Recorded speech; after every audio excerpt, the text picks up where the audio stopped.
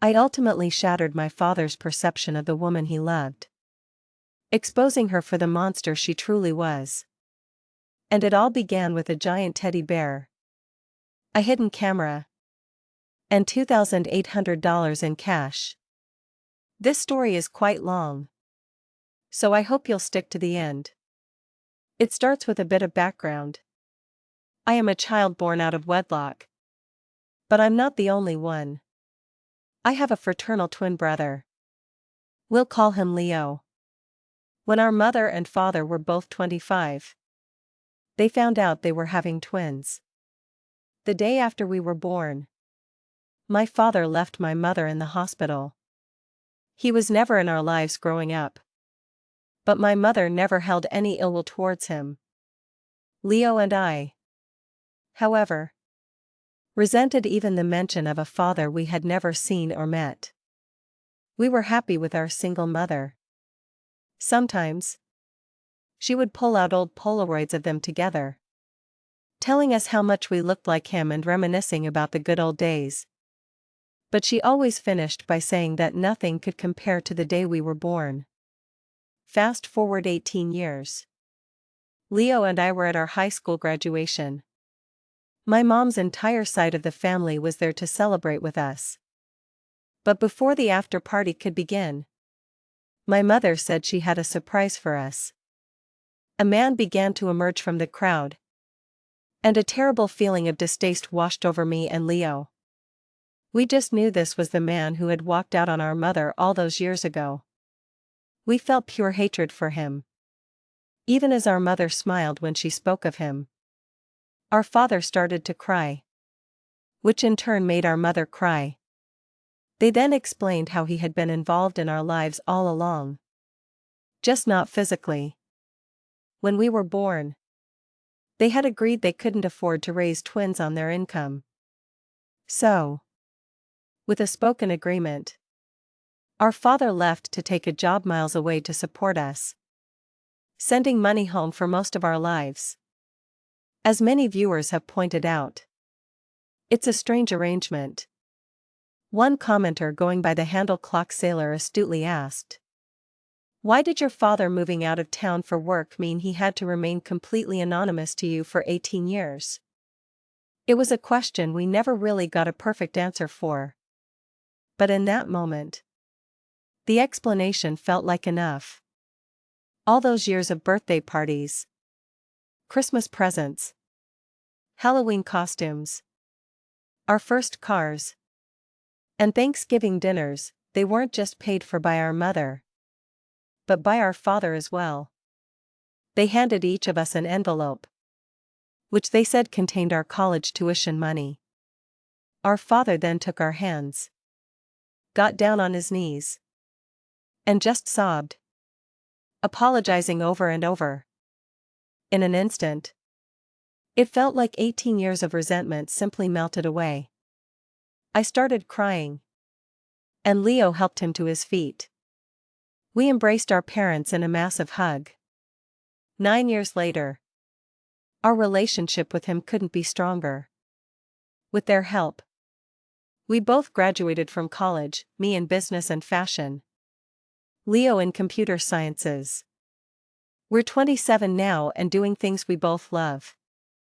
Now, you might be thinking this story is about getting revenge on the father who abandoned us for 18 years. It's not. The real story is about the woman our father brought with him to our high school graduation.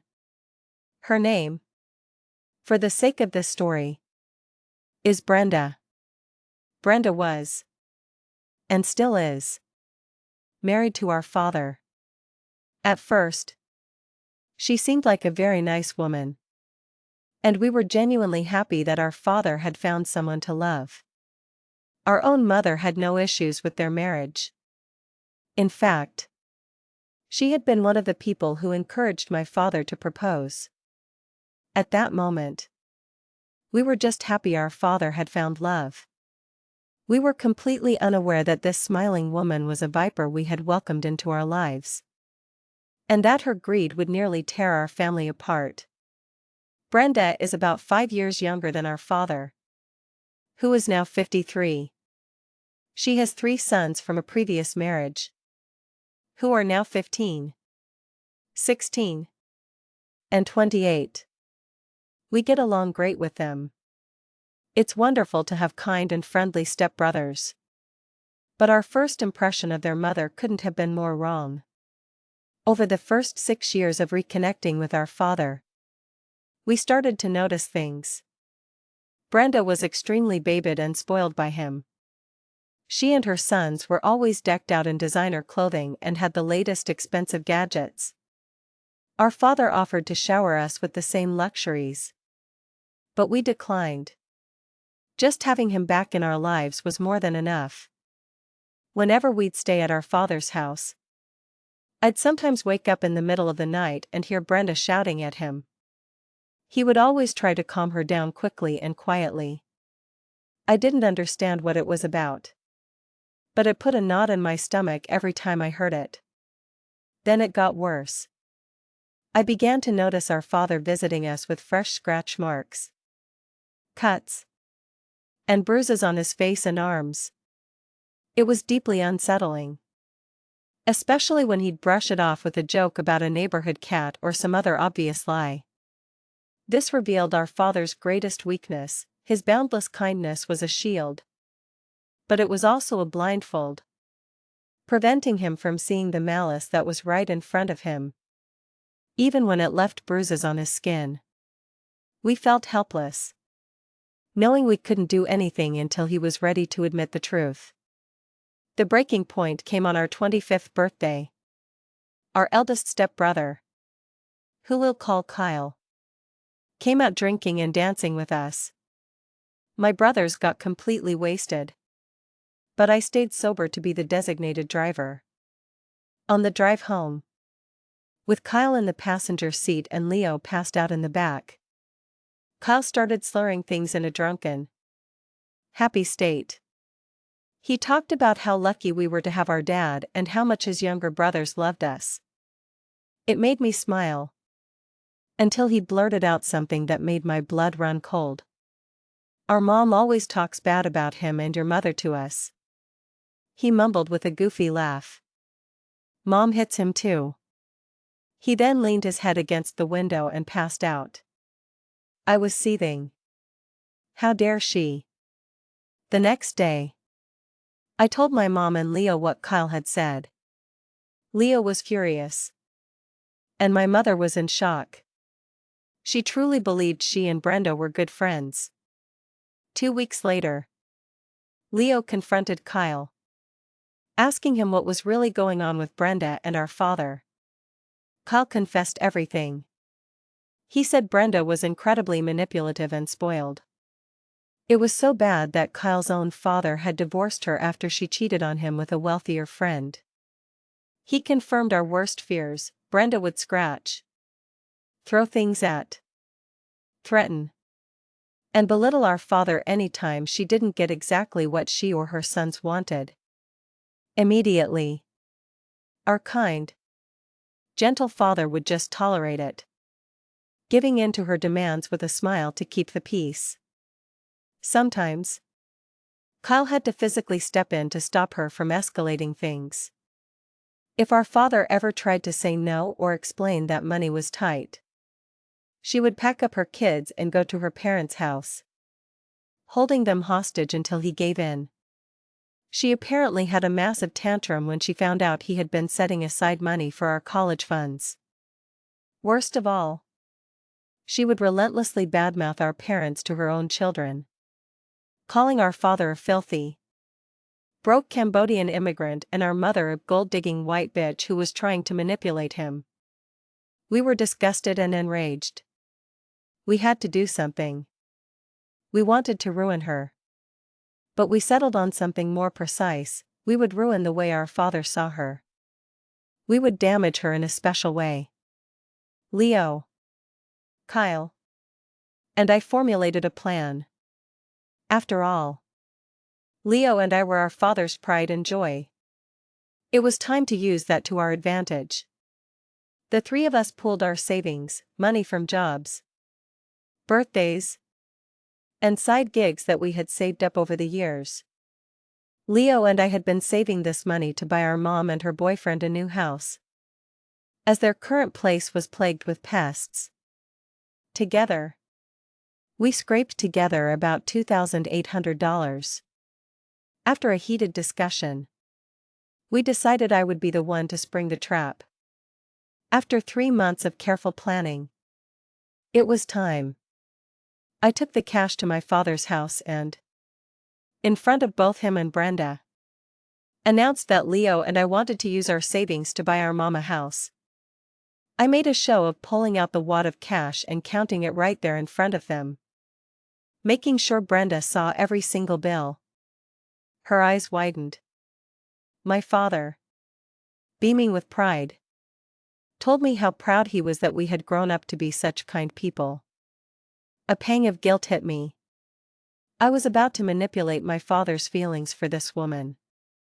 But then I looked at Brenda's greedy face, and my determination hardened. We spent the next hour looking at real estate listings online, settling on a potential house. Then, I took the envelope of cash to my room and hid it under my mattress, the most obvious hiding spot imaginable. While I was doing this, my brothers were setting up the final piece of our plan in my room.